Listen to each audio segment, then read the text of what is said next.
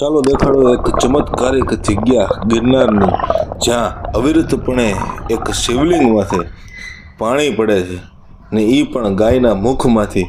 કઈ રીતે પડે છે, શું છે શું નહીં, જગ્યાનો ઇતિહાસ ચાલો બતાવું તમને આ વિડીયોમાં. કહેવાય છે, એવી માન્યતા છે કે આ કુંડમાં લોકો પૈસા નાખે છે. આ જે સ્થાન છે એની પાછળની સાઈડ આ ગુફા જેવું અવતરિત થાય છે. અહીંયા ખાલી આમ હાથ રાખશો ને એટલે અવિરતપણે અંદરથી આમ પવન આવતો હોય ને, ઠંડો પવન, એસી જેવો, એવો તમને અનુભવ થશે. કહેવાય છે કે આ જે કુંડ છે, કુંડની ફરતે આખા ઓલી સાઈડ એક શિવલિંગ છે, બીજી શિવલિંગ અહીંયા, ત્રીજી સામે છે, ચોથી અહીંયા છે, પાંચમી અંદર છે, છઠ્ઠી અહીંયા, સાતમી અહીંયા, આઠમી, 9, 10 શિવલિંગ તો અહીંયા છે જ. પણ હજી એક અહીંયા માતાજી છે, એક ગુફામાં માતાજી બિરાજમાન છે, અન્નપૂર્ણા માતાજી. એના હું તમને દર્શન કરવાનું છું, જે યુટ્યુબના માધ્યમમાં તો કહેવાય કે પહેલી વખત જ આવે છે.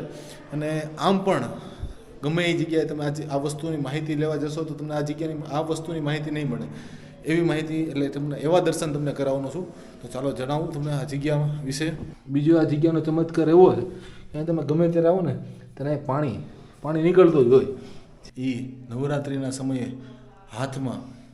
કાયદેસર હાથમાં 8 દિવસ લગીને જુવારા આવતા, અન્ન જળ પીધા વગર.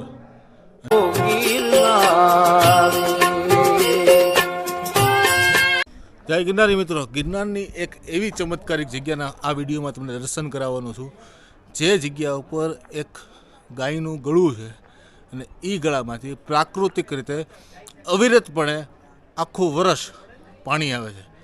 જે મારી તો ફેવરેટ જગ્યા છે અને ગિરનારની પ્રમુખ જગ્યા છે. એવી જગ્યાના દર્શન કરાવવાનું છું, જેનું નામ છે ગૌમુખી ગંગા. અંબાજીથી અંદાજે 700 પગથિયા નીચે અને જે જૈન દેરાસર છે એનાથી 200 પગથિયા ઉપર આ જગ્યા આવે છે, જેનું નામ છે ગૌમુખી ગંગા ગિરનાર દર્શન. ગિરનારની પ્રમુખ જગ્યાઓમાંની એક જગ્યા એટલે કે આ ગૌમુખી ગંગા, જેના સંપૂર્ણ દર્શન આ વિડીયોમાં છે. અને આપણો ફરીથી ગિરનારના વિડીયો બનાવવાનો શરૂઆત કરી છે. ઘણી બધી જગ્યાના દર્શન તમને થશે ભવિષ્યમાં, એટલે બન્યા રહેજો.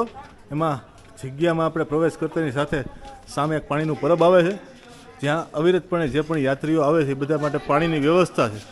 અને મંદિરમાં પ્રવેશ કરતાની સાથે જમણી બાજુએ એક લક્ષ્મી કુંડ આવે છે. કહેવાય છે, એવી માન્યતા છે કે આ કુંડમાં લોકો પૈસા નાખે છે.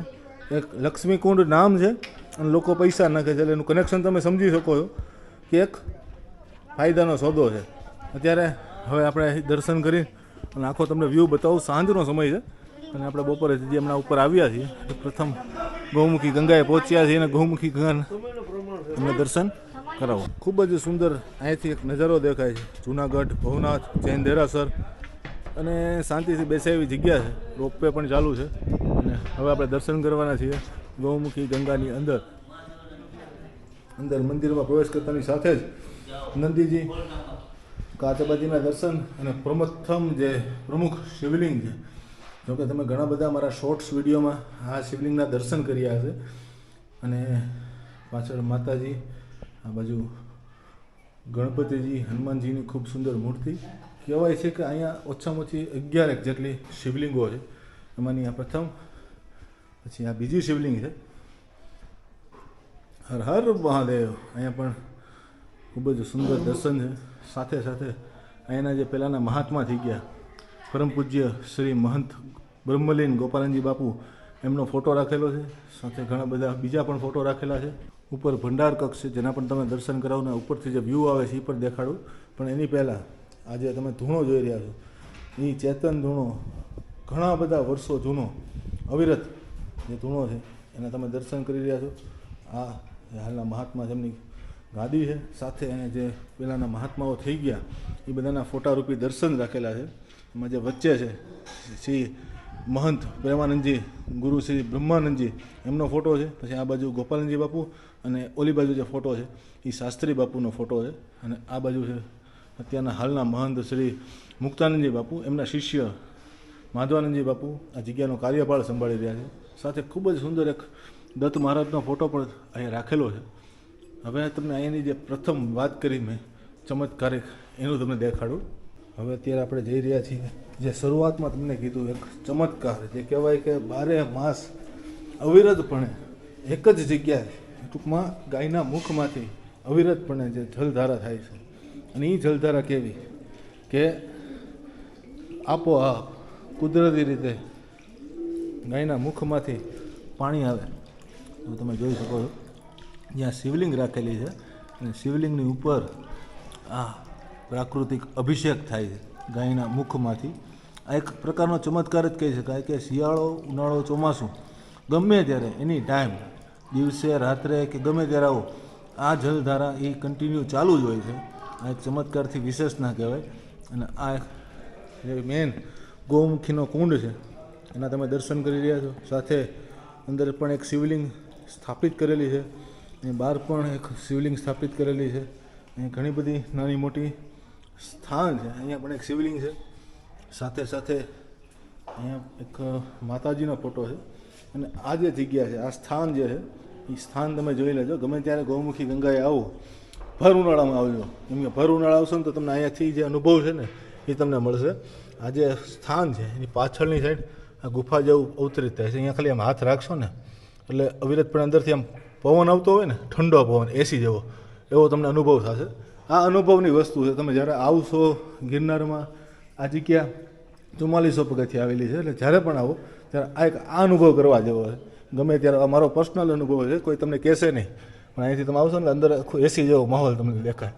અને ખાસ તો ભર ઉનાળે જ આવું. અહીંયા છે ગંગાજીનું મૂર્તિ, જે ગંગાજી અવતરિત થયા છે એમની મૂર્તિ છે. સાથે ઘણા બધા દેવસ્થાનો એ રાખેલા છે, ઘણા બધા દેવસ્થાનો. અને અહીંયા પણ 3-4 શિવલિંગ છે જેના દર્શન કરાવું. હવે આપણે જઈ રહ્યા છીએ આગળની જે બીજી શિવલિંગો છે એ શિવલિંગના દર્શન કરવા માટે. એમાં પ્રથમ બીજી એક શિવલિંગ છે.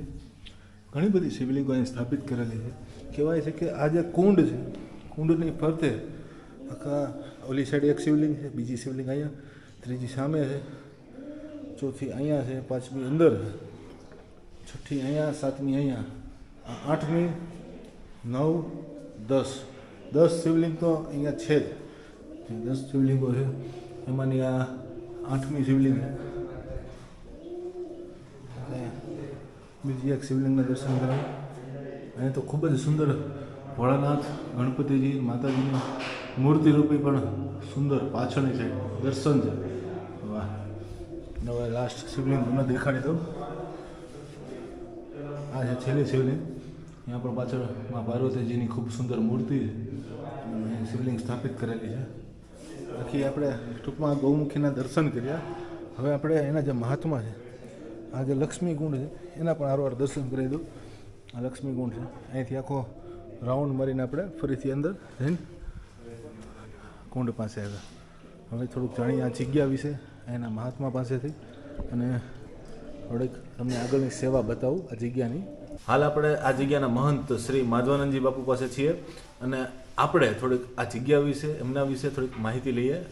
આ જગ્યા વિશેની થોડીક પહેલાં કહીએ. બાપુ, આ જગ્યા કેટલા વર્ષો જૂની હશે, નાનો શું ઇતિહાસ છે? જગ્યા વિશે તો પહેલાં મારો પરિચય તમને આપી દઉં. અહીંના મહંત શ્રી અમારા ગુરુ મહારાજ મુકુંદાનંદજી બાપુ છે. હું તો એક એના શિષ્ય છું એમનો, અને એક વ્યવસ્થા કરું છું. બાકી એના હાલના મહંત મુકુંદાનંદજી બાપુ, ચાપેડા બ્રહ્માનંદ ધામ, અગ્નિ અખાડાના સભાપતિ શ્રી. હું તો એને સેવક તરીકે સેવા આપું છું. બાકી આ ગૌમુખી ગંગા ગિરનારનું બહુ પ્રાચીન સ્થાન છે. એવો ઇતિહાસ છે કે ઋષિ પરંપરાનો આશ્રમ છે. ગર્ગઋષિ મહારાજ અહીંયા આવેલા એવો ઉલ્લેખ સંતોની મુખેથી વાતો સાંભળેલ છે. અને સાંદીપની ઋષિ પણ આવેલા. એ સમયની અંદર એમ કહેવાય છે કે એક અનુષ્ઠાન સમયમાં એક ગાયનું મૃત્યુ થયું. એના મોક્ષ નિવારણ અર્થે ગંગાજળની આવશ્યકતા પડી. ત્યારે ગર્ગઋષિ મહારાજે એના તપોબળ શક્તિથી ગંગાજીએ પ્રગટ કરેલા. તે હાલની તારીખે અવિરત ચાલુ છે. બાકી રાજા સ્ટેટોના વખતનું જ આ બધું બાંધકામ, શિવાલય, બ્રહ્મેશ્વર મહાદેવ, પછી અહીં અન્નપૂર્ણા માતાજીનું નિવાસસ્થાન છે. અગ્નિકાળામાં અમે અન્નપૂર્ણા માતાજી બોલીએ છીએ. અને રાજસી પરિવાર અહીંનો છે એ ગૌમુખી અંબામાજીનું માતાજીનું નામ લે છે. અને હાલમાં પણ એના વંશજો અહીંયા આવે છે. રાણ નવગણના વંશજો જે છે તે. બાકી બાપુ વાર તહેવાર ટૂંકમાં અહીંયા કઈ રીતનું વાર તહેવારે હર પૂનમમાં ઉજવવામાં આવે. પછી નવરાત્રિ સમયે અમારા અખાડાના મહંતો અમારા ગુરુ મહારાજ છે, પછી અમારા કાકા ગુરુ હોય, દાદા ગુરુ હોય, એ પણ બધા વધારે છે. નવરાત્રિ 9 દિવસ અનુષ્ઠાન કરે. 8મા દિવસે યજ્ઞ ત્યાં થાય છે. ક્યારેક ક્યારેક 11 દિવસનો યજ્ઞ અમારા ગુરુ મહારાજ શ્રી અહીં કરે છે. પરિક્રમા ટાઈમે 10 દિવસનો મેળો સતત અનક્ષેત્ર ચાલુ હોય, રાત દિવસ.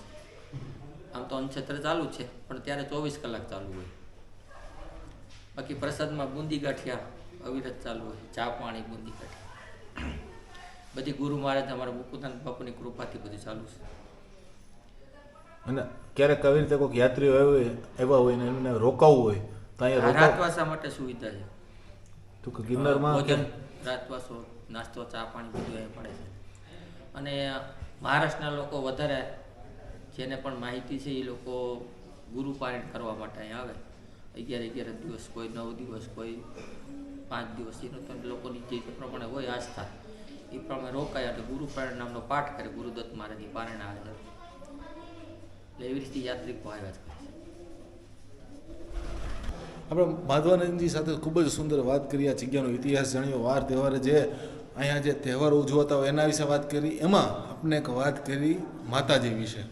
ત્યાં લગી તમે દર્શન કરાવ્યા, બધાએ મહાદેવના દર્શન કરાવ્યા, આજે કુંડ છે એના દર્શન કરાવ્યા, બધા ફરતે જે છે એના દર્શન કરાવ્યા. માતાજી તો એક જ તમને કીધા છે, ગંગાજી.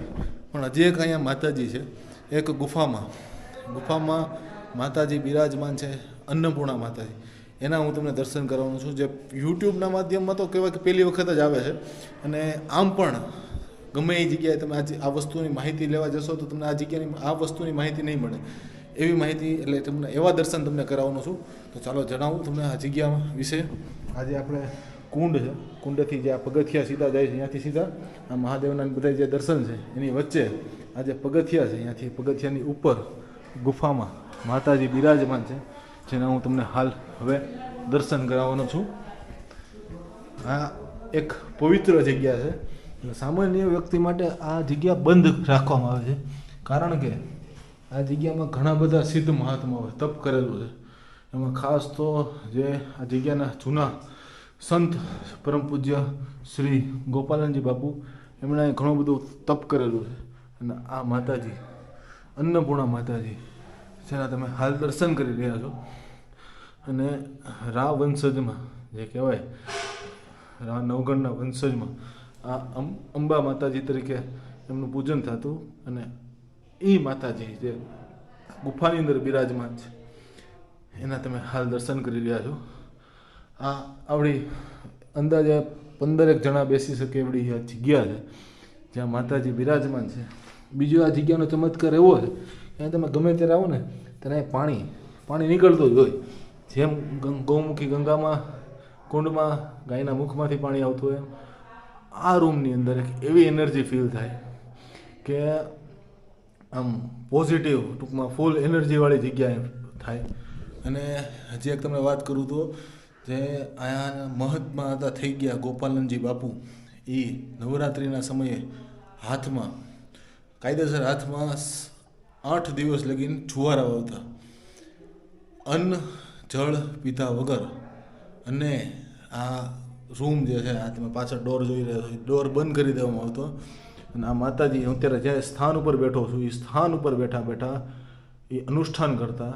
અને જ્યારે કોઈક વ્યક્તિ બહારથી કાન રાખે કે અંદર શું થાય છે સાંભળવા માટે, ત્યારે બાપુ અને માતાજી ટૂંકમાં વાત કરતા હોય ને એવું ફીલ થાય. એવી આ ચમત્કારિક જગ્યા છે. એ માતાજીના તમે હાજર દર્શન કરી રહ્યા છો. અન્નપૂર્ણા માતાજી, જે અંબા માતાજી તરીકે પણ ઓળખાય છે, એ માતાજીના જય માતાજી, જય માતાજી, જય માતા. ખૂબ સુંદર વ્યવસ્થા છે. એટલે કોઈ બી યાત્રી અચાનક રાતે રોકાવાનું થયું હોય એટલે આ ગૌમુખીના પટાંગણમાં ઘણા બધા રૂમ છે, રૂમની વ્યવસ્થા હોય, ખાલી હોય તો તમને રોકાવાની પણ વ્યવસ્થા થઈ જાય. વિડીયો તમને ગમ્યો હોય તો વિડીયોને લાઈક જરૂર કરજો, ચેનલને સબસ્ક્રાઈબ જરૂર કરજો. આવી રીતે બન્યા રહેજો નવા વિડીયો માટે. જય ગિરનારી, આદેશ, અલખ નિરંજન, નમો નારાયણ.